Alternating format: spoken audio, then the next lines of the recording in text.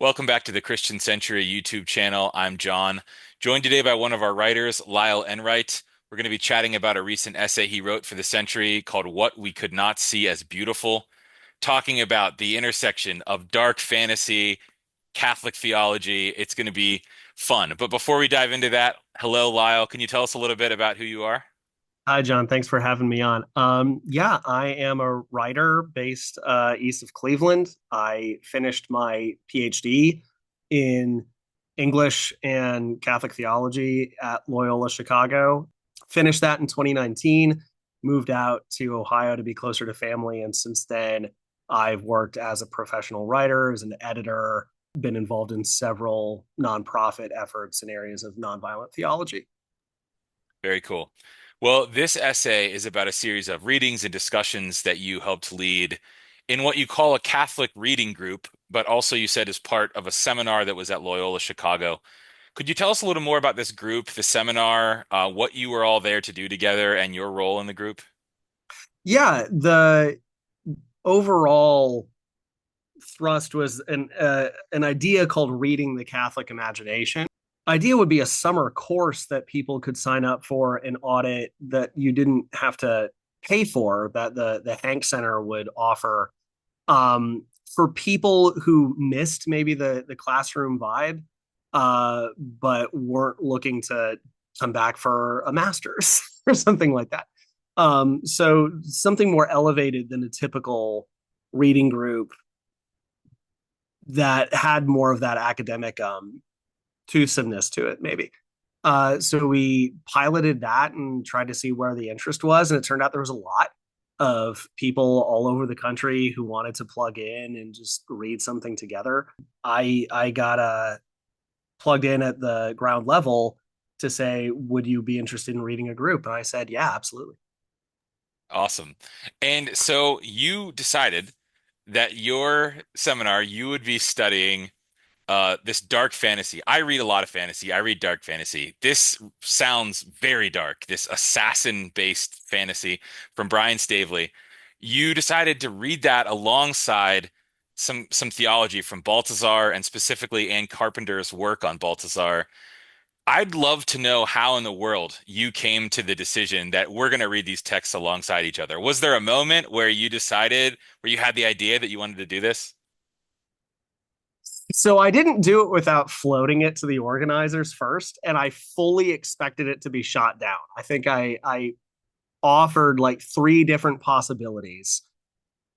And this one was kind of a pet idea. Because uh, I mean, a lot of the people who come up in the course are personal friends of mine. I got to know Brian's agent actually because of her involvement in nonviolent theology and prison reform.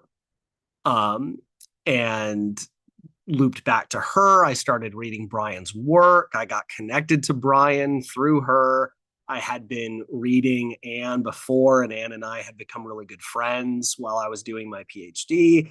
And so these two worlds just kind of collided. Anne and I have a long history together of reading pop culture through the lens of Balthasar's aesthetics because he's really interested in how beauty elicits the desire for transcendence in us, and any number of things can accomplish that. That's really what's so interesting about his theology is it's an avenue where we don't so much judge, how and why things are beautiful. It's more how the gospel form itself is beautiful in a way that other things participate in, and what happens when you intuit that a participation is going on, even in something that you wouldn't expect. So we've talked about anime, we've talked about music, we've talked about superhero comics and how all those have a place in kind of this larger vision.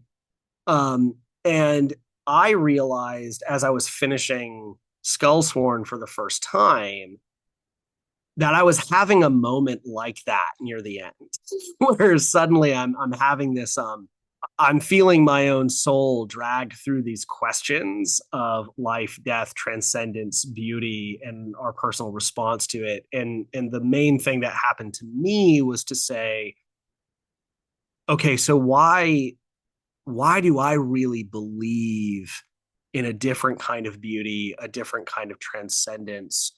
Why is eternity credible to me? Precisely because this book, I think, was trying to make finitude and a kind of more atheistic view of the world beautiful, right? It was trying to argue for how that can still be beautiful.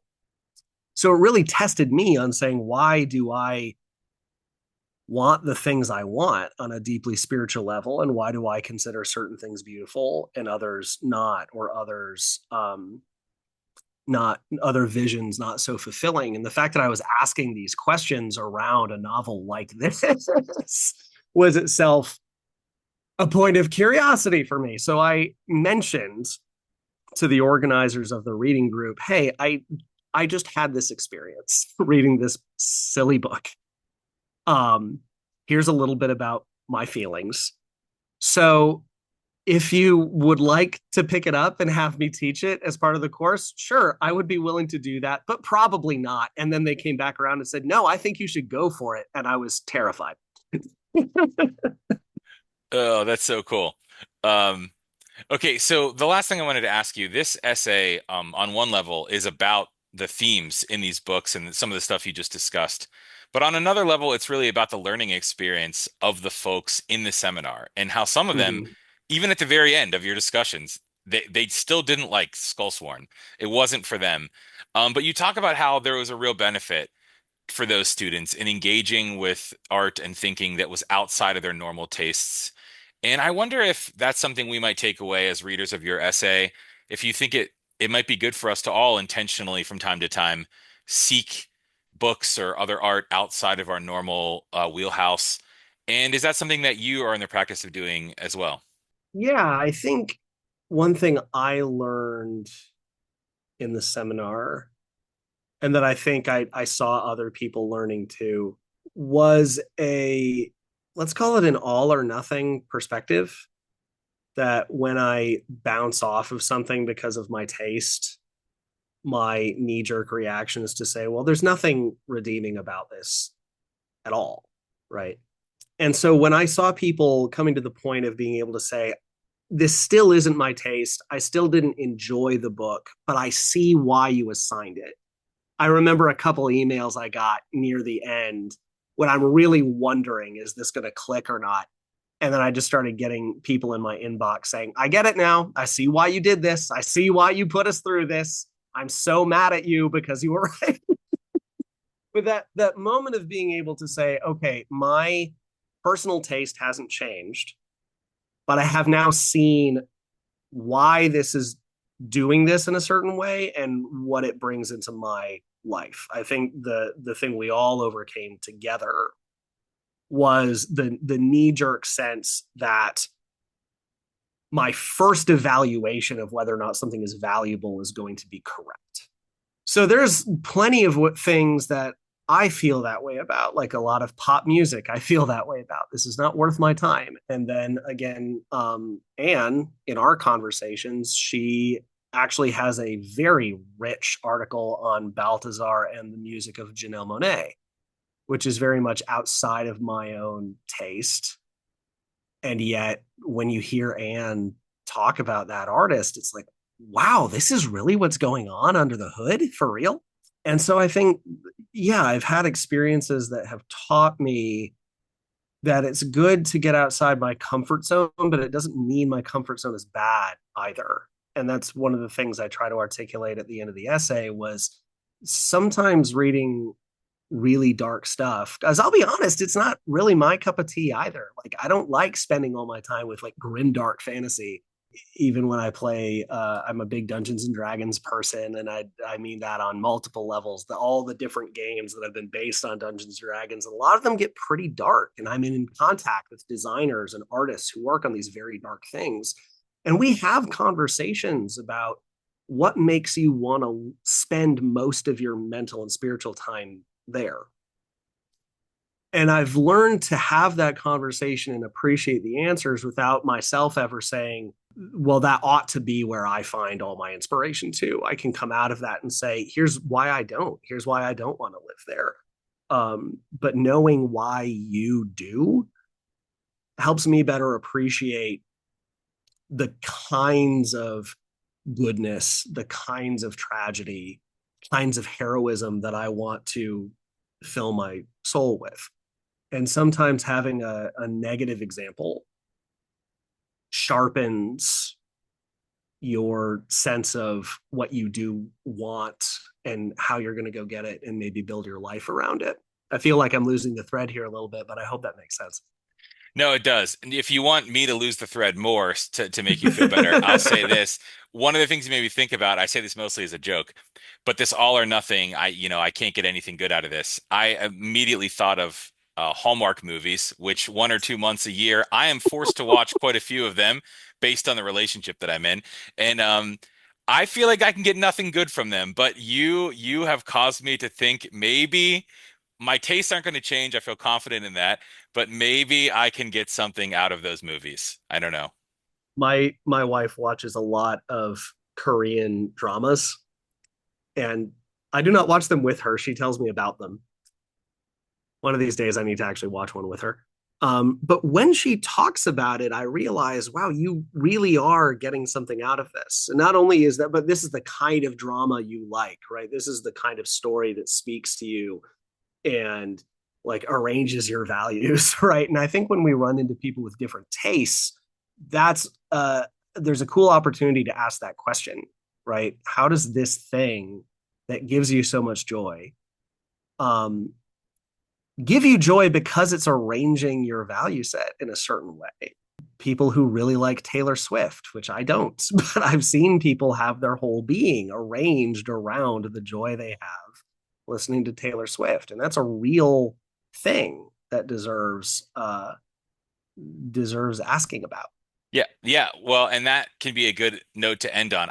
Because similarly to the Hallmark movies, I was also forced to become a Swiftie.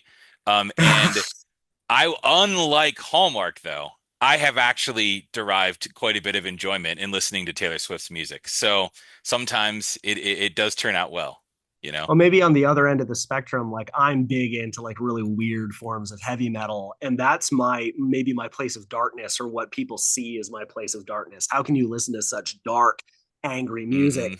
And that's where I have to articulate back. To me, it's not angry. Actually, to me, kind of, I've heard it described as like the primal scream that creates the cosmos. There is something transcendent and visceral and beautiful and creative to me about that style of music. And I understand that that's really hard to get across, but that's where the conversation becomes interesting. Is I'm Hmm. having this very like Christic experience sometimes of listening to music that other people find like just purely violent. Yeah. The fact that I feel no violence in that genre of music becomes a real point of weirdness and curiosity. But some people, where when you have the kind of person who goes into those dark places and finds beauty on the other side of it, I always want to know more about what leads someone there. Yeah. Awesome. Well, I'm sure it seems we could actually talk about many, many more topics, I suspect, but that's given us a lot to think about. Thank you, Lyle, for chatting. Anyone out there who missed this essay, you can find the link to it in the video description below, along with the link to Lyle's website. If you like this piece, go check out his other writing. Thanks so much for talking today, Lyle. Thank you. Thank you for having me. This is a lot of fun.